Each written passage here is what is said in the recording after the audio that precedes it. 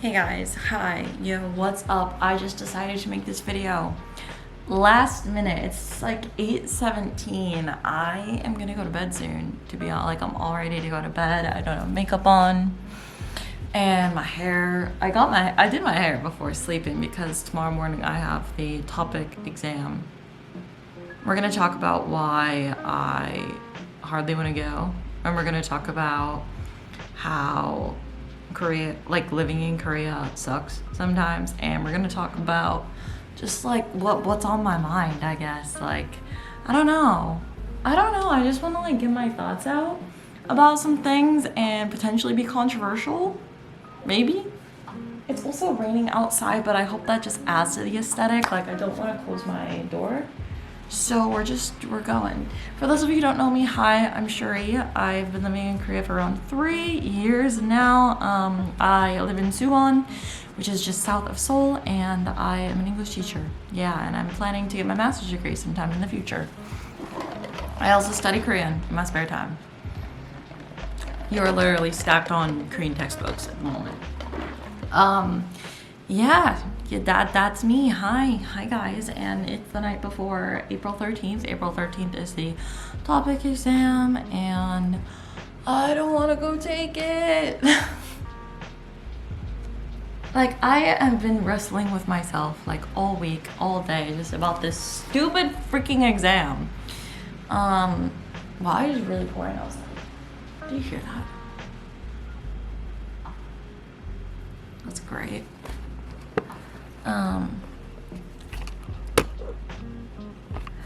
Honestly, I'm just gonna go out and talk as if I'm talking to friends here, because like that's kind of how I view you guys. So we're just gonna go with it. Honestly, like this week has just sucked. Like, this week has just been awful. My PMS has been terrible. I've been talking to my doctor about it too, so we're figuring out my PMS because it is bad. I got my period today, and it's like all rainy and cold, and cherry blossom season is basically over, and the last 2 weekends it was just rainy, so I couldn't really go out and see the cherry blossoms much, which was really sad. But anyways, today is just one of those weeks that's really hard. I also had a lot of stuff going on at work. My work environment is great though. I love my work. I love my coworkers and the kids that I teach and everything. There was just like, I'm still getting used to stuff because it's been, I think, 3 weeks since I started working now. So yeah. I love my hogline, but there was just a lot going on with that. There was some YouTube stuff, some future collaborations that are really fun that I was working on this week as well, and just like, I was exhausted. Like, I would try to wake up early, and then I would just sleep in so much. And anyways, and like I get really insecure about things sometimes and about myself, and the topic test in itself was making me feel so insecure this week, because I was putting so much of my worth into that test. And I was feeling like if I don't get level 4, which is the level that I want to get, which is upper intermediate, I'm level 3 right now, so my goal is level 4. And I was thinking to myself, like, if I don't get level 4, what's everyone gonna think of me? Like, what's my boyfriend gonna think of me? What are my coworkers gonna think of me? What's my Korean teacher gonna think of me? Like, and I felt like worthless if I don't get level 4. So that was putting a lot of pressure on me, and I feel like I'm still trying not to feel that pressure, and I don't even know why I'm feeling that pressure, but I just tended to link a lot of my self-worth to that test and how well I know Korean for the test. So it just made me have a really bad relationship with the topic exam. Like, it is really hard. I always say this, but I feel like the harder that you study for the topic exam, the more dumb you feel. I honestly feel like the more and more you study for the topic exam, the more and more dumb you feel, especially as an intermediate learner who's not advanced. So it's been like, man, like the topic test is freaking hard. Oh my gosh. Like, honestly, so I just ended up like having a bad relationship with the test this week, like all myself, but it did happen. And it just made me feel really negatively towards myself and towards the test and towards studying in general. Really bad stuff going on because I was hyper focusing on that test. And it was really funny. Like last night, I was talking to my italki teacher, my favorite one. She's the best, Annie Songting. She's been my teacher for 2.5 years, and like she was telling me that she's like really proud of me and just all my progress and how much I just try hard to do stuff. And I was like, what if I don't get level 4? She's like, then so what? Your speaking is like bomb, so it doesn't matter. Like, it's just a test. And it was nice to hear that from her. I also had a conversation with my boyfriend last night as well, and he was like, I asked him the same question, like, what if I get level 4? Like, what are you gonna think of me? And he's like, that is just a test. He's like, even like tests in English are difficult. You know, tests that are testing your English knowledge, your native language are difficult. He's like, it's just a test. Like, your speaking is great. You do really well. Like, your test is not really showing your Korean skills much. It's showing how well you can take a Korean test. And so that was actually really helpful. But today, it just made me feel like I don't even want to take the test now because, like, I don't need it. The reason I'm taking the test is just to honestly prove my skills to myself. But I feel like even through this preparation, that, like, I did prove to myself my Korean skills. And my speaking actually has gotten a lot better, weirdly enough. My reading and vocabulary knowledge has skyrocketed. So I feel like I almost already reached my goal. So, like, what's the point of taking the test? You know? So, yeah. Anyways.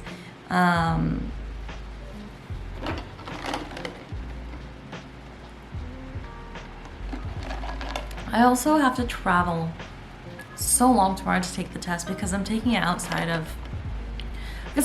like Central Korea. Because I did not sign up quick enough, dude. Like, signing up for the topik test is like buying concert tickets here. Like, it's cray. But anyway, so I have to just travel so much. Like, I'm gonna get home quite late tomorrow night, and then I have to work the next day, and just the whole thing. And I've just been so stressed about that, and then my period and my hormones and my body not feeling great has not helped either. So overall, like, I'm just not excited to take the test. I don't want to take the test at this point, but it's kind of nice because now, like, I have to get a good score on the test mindset is like out the window. But now I'm like, it's useless. I don't need this test. Like, why am I even taking it? I just want to rest. So that's kind of my mindset right now. But I feel like now I kind of know what kind of Korean I really want to study. Yeah, because I do think the topik test score is very important for certain things, but honestly, like, it's not real Korean.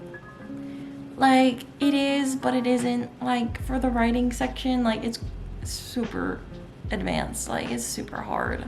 The first time I took the writing, the only time I took the writing section, actually, because I've only taken the topik 2 test once, the only time I ever took the writing test, I got an 18 out of 100. 18 out of 100. Listening, 50%, 50 out of 100. Reading, 64 out of 100. But, so comprehension skills are good. You know, texting my boyfriend in Korean, easy, that's fine, that's whatever. But, like, trying to describe a graph in Korean is insane. And writing about the birth rate problem in Korea is insanely difficult. Like, writing essays in English is hard too, you know? So, like, again, it's like, it's real Korean, but it's not like real, I need this to survive and live in Korean. And what Korean I want to learn more, I guess, is I really want to improve my speaking, which includes a lot of grammar practice and 단어, vocabulary, I guess. Yeah. But I am speaking a lot more Korean, but I use like the same like 7 to 10 grammar points, and like that's it. I probably use like 5 grammar points, to be honest. So I really want to practice using more grammar points and stuff. So this has definitely kind of helped me see what I want to improve more and where exactly I want to put my Korean study focus on. And I think that was actually the whole goal anyways, was to just give myself some sort of motivation to study Korean. But now I think I have that. And so I'm like, I don't need to take the test. And you guys can say I'm like being negative. This is going to bring us to the next topic of this video, which is like probably some sort of clickbaity title that's not really that clickbaity in my opinion, of like, oh yeah, living in Korea sucks. Because some days I feel that way. Sometimes I'm just like, living here sucks. Call me ungrateful. Go for it. It's fine. But I had a really interesting conversation with a girl on Instagram the other day who had just recently moved to Korea, I think. And like it took her so much to get here. It took her, just like most people, it takes a lot to get here to Korea, and it's a really big goal. And when you achieve it, like, it's great. But sometimes when you achieve such a great goal, you don't feel like you don't think you have the right to complain or to have bad days because you reached your dream, right? Like, you don't feel like you can complain to others about it. And I feel like a lot of people who end up coming to Korea feel this way when it comes to talking to their friends at home, family at home, and just other people in Korea. And especially, and me also, like, online. I've complained a few times about Korea because, like, life is life no matter where you live. Like, it's gonna be hard. And I've had people commenting, like, at least you're in Korea. Like, why are you so negative? Why don't I have the right to be negative sometimes? Like, I don't know, this is like turning into a ranty video. I'm not mad at you guys. I just like want to get it out that like sometimes life isn't that fun. Like, this whole week I just like worked and came home and like studied and slept. Like, that's it. Oh, I ate food too, but like that's it. And like, it's decent, but I had some struggles like I told you about.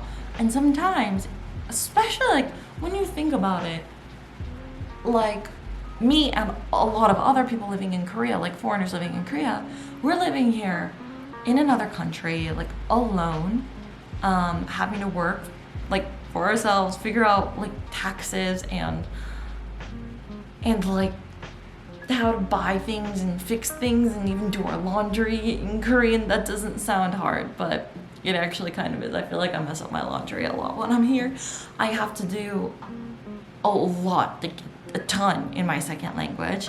Like there's a lot of hard things that come to anybody living in another country, whether it is their dream country or not, whether they have been working for years to achieve it or not. And so it really frustrates me how sometimes people say that like I don't have the right to have bad days or to like complain about living in Korea. Because sometimes I'm just like, oh, things suck. I don't think Korea sucks, okay? Like, no. Each country has their own issues, okay? But what my point that I'm trying to say is that no matter where you live and no matter how successful you are with your goals and your dreams, like, you're gonna have sucky days too. And that's okay, and I think it's okay to complain. I do think it's good to look on the bright side. But I also think if you're having a bad day, you don't have to really try to make it a better day. Like, you can just sit in that and just like accept those, yeah, today it's just a bad day, all right, cool, and just accept it. And by accepting it, actually, you're usually more likely to just move on instead of hyper focusing on it. And so it's like, I don't know, I probably seem so privileged talking about this to many of you guys who maybe want to come to Korea, right? I am living like the dream, and I'm aware of that. I'm aware that I'm incredibly privileged to be here in Korea as an like American white woman with I don't know if this like, and I also have like a great boyfriend here as well. I have a really good job, like I have a really nice apartment. Like, why shouldn't I be happy, right? And I am happy a lot of the time. But I still have my hard times too. Like, I think I had like 3 breakdowns this week, okay? Like, it happens, and it's not because I'm ungrateful. It's just life is life no matter where you are. And yeah, what did me and that girl talk about? I wonder if like I have her messages. I saw you're planning on doing some videos about what people might be struggling with. One thing I'm struggling with a lot right now is that because I'm blessed enough to live in Korea and everyone in the States thinks it sounds super cool, I feel like I can't really talk to people about when I'm having a hard time because it makes me seem ungrateful for getting to be here. I tell my mom some of the hardships, but even then I try to downplay my struggles because I'm aware that getting to be here is awesome and a lot of people wish they could do it. But Hagwon life and living in a different country is super hard sometimes, not gonna lie. And then she said, anyways, I don't know if you have ever felt that or if it's something that could contribute to your videos. Thanks for all you do, you're a ray of sunshine. First of all, thank you. Like we had a nice conversation. It was quite long, and I think we're gonna meet up sometime. Yeah, I think so. But oh yeah, she's also in the same religion as me. Ooh. Church of Jesus Christ of Latter-day Saints represent.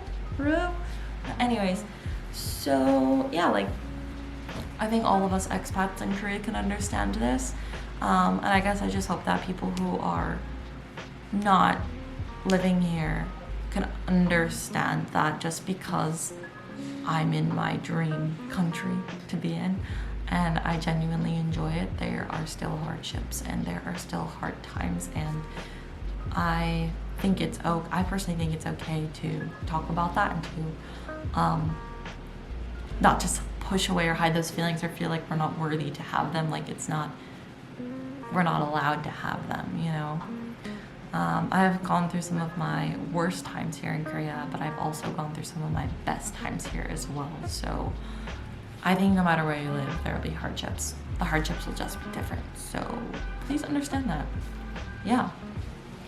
So that's kind of how I'm feeling right now. That's what's going on. That's life. I'm probably gonna go take the test tomorrow, but I don't really care at this point. I also hate that it's on Sunday, because like on Sundays it's just my time to just reconnect with God and to focus more on Him, and I really think I need that this Sunday, but no, I have to go take a freaking test. I'm telling you guys, like I have feared so much within the past year or two. Like I've had so much fear about everything, like even this test again, like I got so much fear out of it, and I really think a lot of that fear has come from me not being close to God and turning to Him and having full faith that He is supporting me in my trials and afflictions and He's always there for me. My spiritual journey has been so interesting because like now we're getting into like, wow, spirituality. If you're not into this, you can skip forward. If you are into this, hi, cool, what's up? Let's chat. So I was born a member of the Church of Jesus Christ of Latter-day Saints. My parents were converts to the religion. So I grew up in that sort of household, and I really had such a strong faith and strong connection with God, and just honestly everything about the church kind of made sense to me personally.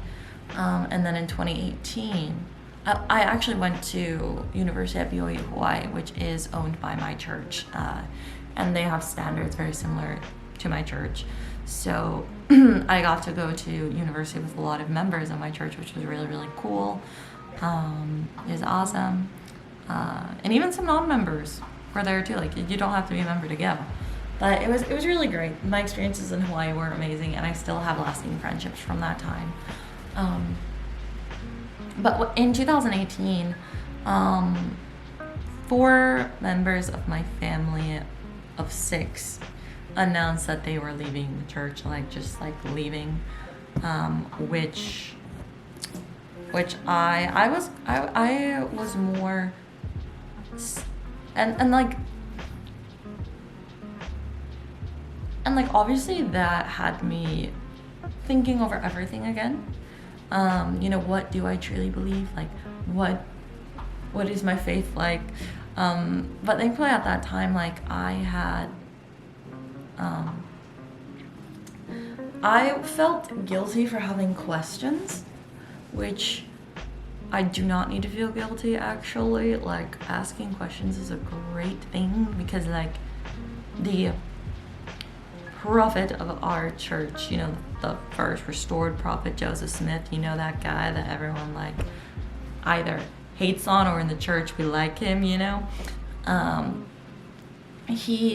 This church started with him asking a question to God of like, what church do I join? I don't know which one to join. Like, what should I be doing?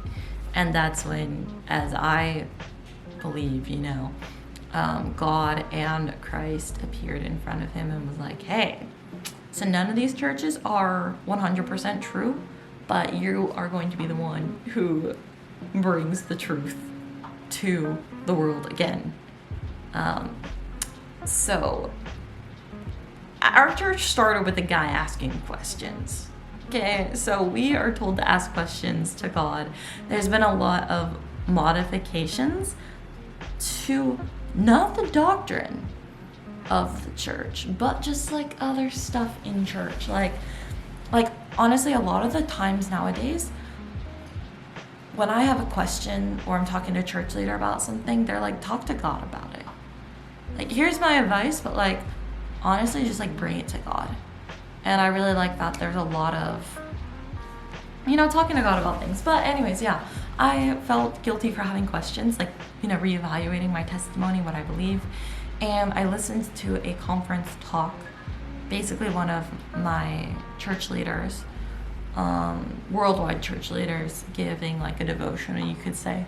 And in that, he was talking about like how having questions is a great thing because it opens us up to education and to learning a lot. And we should not be afraid when we have questions about the doctrine or about church in general, because God is so willing to like give us answers to things. And sometimes he's not going to tell us like, yes, this is exactly true, or yes, you should do this, but he trusts us a lot of the time as well to make decisions. This is starting to take a whole testimony. But anyways, after my family left the church, I had questions. I went to God about it. I realized that having questions isn't bad.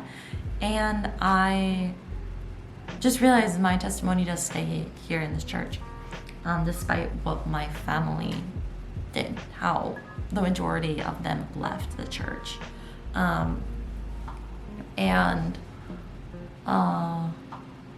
Honestly, when it comes to like, when I moved to Korea though,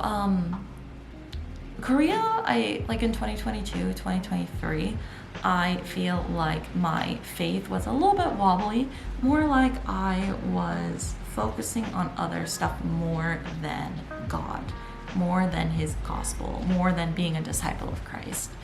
And I think that led me down some actually really hard times, or like, it's not like I was punished. It's more just like natural consequences of my actions. Because I believe that like with God, things are much easier and simpler, and he helps us, like we're not on our own, you know. And I think I actually really experienced the difference of like when I had him consistently in my life versus when I chose to place myself further away from him. And I think in like kind of removing myself a little bit from his presence, I became really fearful of things. Like I used to be like so confident in myself and in things, and I was and I wasn't self-conscious because I was like, who cares? As long as like God's opinion is the only one that matters, okay? Like that's the only one. And it made me feel really relieved. I was like, yeah, nobody else's opinion matters. Like, we're fine. We're all good here. But I kind of lost that when I just put focus elsewhere. And so right now I'm actively trying to focus on God and his gospel, and being a member of my church, the Church of Jesus Christ of Latter-day Saints. Let's talk about cults for a minute while we're at it. I've researched a lot of cults recently. Yeah, you know, Call Me Chris on YouTube. She does a lot of So she does some like, she dabbles in like true crime and like culty stuff, and I've watched a lot of her videos about different cults, and I feel like I can understand if you do not know much about my church why you might consider it a cult. But like, as I've compared actual cults with my church, I'm like, no, this does not make sense. One of the biggest examples to me is that like so many cults, like there's just like one leader who's in charge of like everything, and one thing is like cults really keep to themselves and they don't help with social causes or with other people and stuff like that. But like our church helps a lot with many but our church, for example, like partners with so many different organizations for relief and help in other countries and other states, like when there's hurricanes, like we send people where they're helping. Cults, they don't do that. They just like stick to themselves. They'll go out in like the wilderness and just be by themselves, and they have like this dictator ruler. Of course, we have like a living prophet today in our church who kind of takes on the name of Christ, but we also have 12 apostles too. You know, it's just like when Christ died, and then I think Peter became like the next like prophet of the church. Yeah, and had 12 apostles. It's not just like one dictator guy, you know?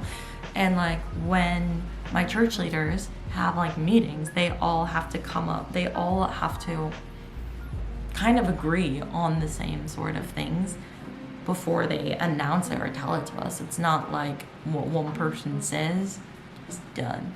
Like, I don't know, that's just an example, but I feel like there are so many ways that I see my church as not a cult. Like, literally just objectively speaking, yes. Especially like when people like give talks, when our like worldwide church leaders like give talks, it's called like conference, general conference. We have it every 6 months. Yes, my arm is bleeding, don't mind that.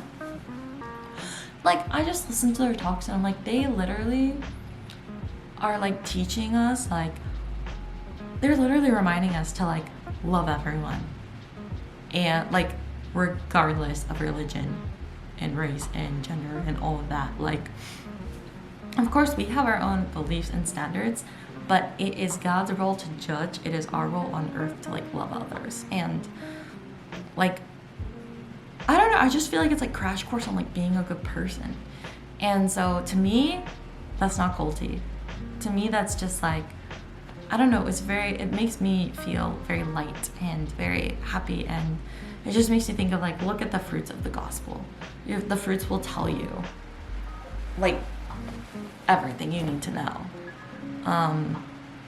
So anyways, that's the whole thing. I've been getting really like upset at being judged for being a member of my church, just because like that's also been like another struggle that I've been having. I'm like, this is just something I believe, and like I respect everyone and everyone's beliefs, and I just want the same respect back, I guess. I am not the judgy type person. No, I don't care what you believe. Of course, like I think that what I believe is true. Yes, but it doesn't mean you have to believe the same. I focus on similarities rather than differences. So other Christians who I talk to, I'm friends with, like we focus on similarities because there are a lot of similarities, and I like to focus on that rather than the differences, because like why spend the energy focusing on that, you know? Anyways, I have a lot to say about church stuff. If you want a video about that at all, just like let me know. But it has definitely been like up and down the past few years. Again, I just realized that I exceeded the 30-minute time that it allows me to film one clip because I was just talking and babbling on so much. Oh my goodness. Anyways, all that aside, like I don't even know if I'm gonna edit this video really. I just like want to post it. Like I don't know. Those are some thoughts I've had recently. I'm just trying to be more blunt. I've had some like advice that people have wanted me to answer, but I think I'm gonna have to do that in a part 2. I want to kind of weekly post just like very unfiltered sorts of content like this. You guys can get to know me more and we can just connect as an audience. And we can just connect, you know, me and you guys and the audience. Again, like, I hope that we can all have respect for each other in the comments. Again, my views are just my views. I'm not trying to push anything on anybody, and I respect what you have to say. I just would appreciate it in the comments. If anybody has anything to say, just be respectful. That's the main thing for me. Respect in your questions, in your comments, just like I'm trying to be respectful in the way that I speak. So let's just have respect for one another. Let's be kind to one another in the comments. I hope I didn't bring anything up too controversial. I just wanted to kind of talk to you guys a little bit. Do you guys want to should we have a podcast and have like different sorts of topics every week? Like I feel like this week is just like, life just kind of sucks sometimes, and that's okay. And then with a tinge of religion in the end there, I'm like, I don't know. I've been wanting to film this sort of video for like all week, but then I just felt too down and stressed to do it. But of course, like the night before I take my topic test, I'm like, let's do it. But anyways, yeah, let me know if you would want some sort of podcast like this, like sleepover vibes.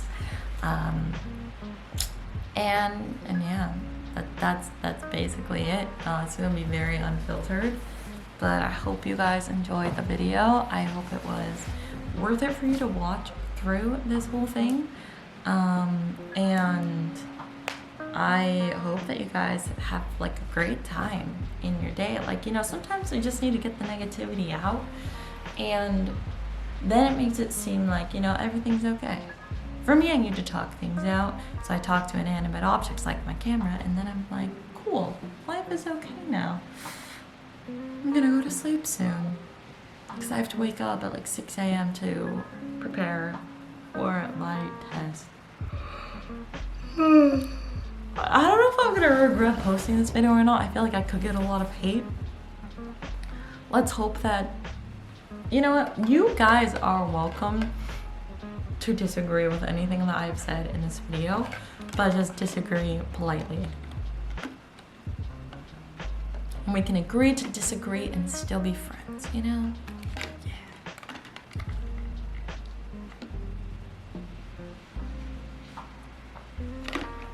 Anyways, let me know if you guys want these late night videos. Yeah. I think I'm going to get going because I filmed way too much footage, and yeah, I'll see you guys soon with another video. I should do a live stream and then like record the live stream and then we can talk and stuff. What do you guys think of that? Please let me know. I would love to hear your thoughts on that. Please, let's leave all the comments below. I want to know how you guys are doing. Maybe your thoughts and opinions on the stuff that I brought up. Just like, let's get conversation going in the comments. Let's continue this. But yeah, I hope that you guys have an amazing day wherever you're in the world, and I will see you soon with another video. Bye guys. Good night.